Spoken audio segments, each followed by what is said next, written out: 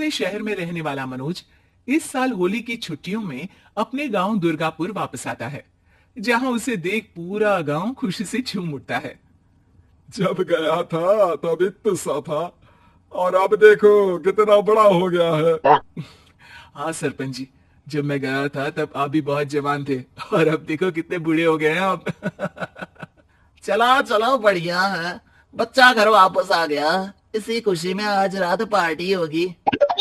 क्या बात है, गांव में भी पार्टियां होने लगी। वैसे अगर पार्टी की बात है तो आज क्यों सीधा होली पार्टी करते हैं। होली पार्टी की बात सुन चहल पहल में अचानक सन्नाटा छा जाता है, जिसे देख मनोज को कुछ अजीब लगता है, लेकिन तभी सरपंच बात पलट देता है। अब बहुत देर हो गई, चलो सब अपने घर चलो, पार्टी के बारे में कल सोचेंगे। मनोज भी मम्मी पापा के साथ घर आ जाता है, पर होली पार्टी और उस पर पूरे गांव की खामोशी वाली बात अभी तक उसके जहन से निकलती नहीं। पापा, होली पार्टी की बात पर सब चुप क्यों हो गए थे। अरे होगी उनकी कोई अपनी बात, मुझे गांव की पंचायत ही थोड़ी पता है। थक गया हूँ, चलो सो जाते हैं, कल बात करते हैं। पापा की बात मानते हुए मनोज भी सोने चला जाता है। आज तो छुपा लिया, लेकिन हफ्ते बाद जब होली का दिन आएगा तब इसे कैसे रोकोगे।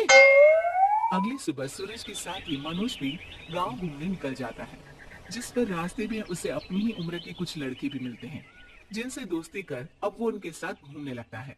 इसी तरह कुछ दिन बीत जाते हैं और होली नजदीक आने लगती है।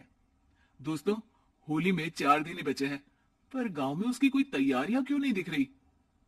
क्योंकि यहाँ होली नहीं मनाई जाती। अरे पर ऐसा क्यों।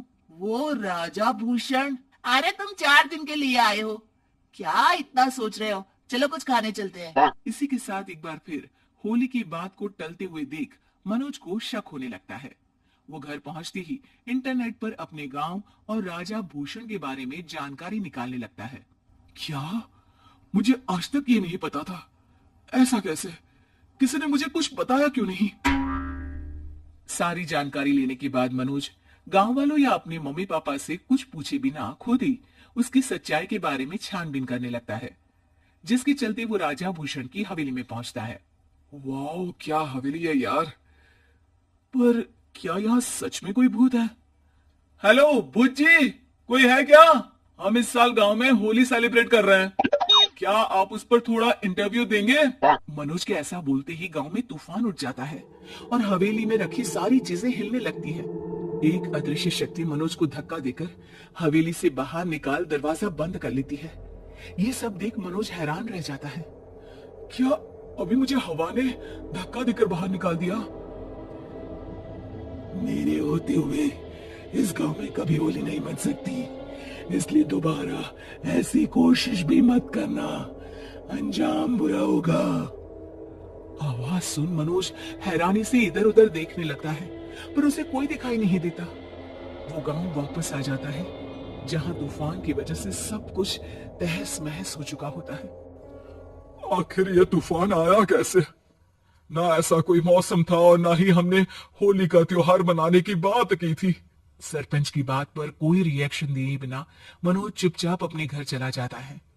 इस तरह देखते ही देखते होली का दिन भी आ जाता है और मनोज रंग लेकर गांव में निकल जाता है, लेकिन गांव पूरी तरह खाली होता है।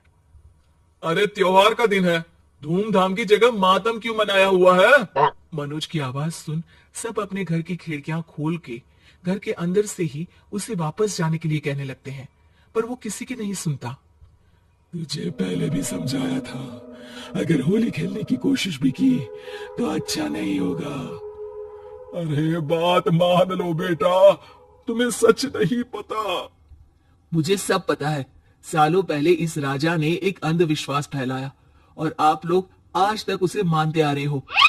अरे बेटा, जब तुम पैदा भी नहीं हुए थे उससे भी बहुत पहले से इस गांव पर होली का श्राप है। अगर गांव में होली का त्योहार मनाया जाता है तो प्रलय आना पक्की बात होती है। राजा भूषण इस सब में नहीं मानते थे और त्योहार मनाने लगे, जिसके चलते होली वाले ही दिन पहले उनके बेटे की और फिर उनकी मृत्यु हो गई। तभी से गांव की रक्षा के लिए उनकी आत्मा उस हवेली में रह रही है। सबकी बातें सुन मनोज उलझन में पड़ जाता है।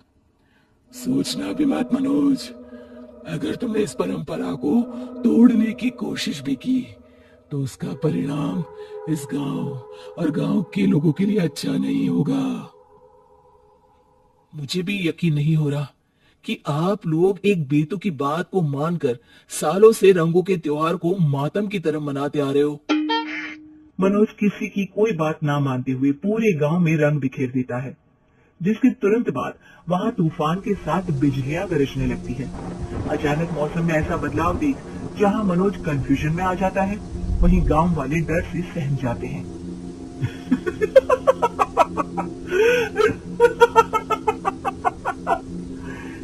इस लड़के ने हमारे जैसे सिर्फ अपने स्वार्थ के लिए नहीं बल्कि पूरे गांव की खुशियों के लिए यहाँ होली मनाई है, जिस वजह से अब इस गांव पर होली का श्राप टूटता है।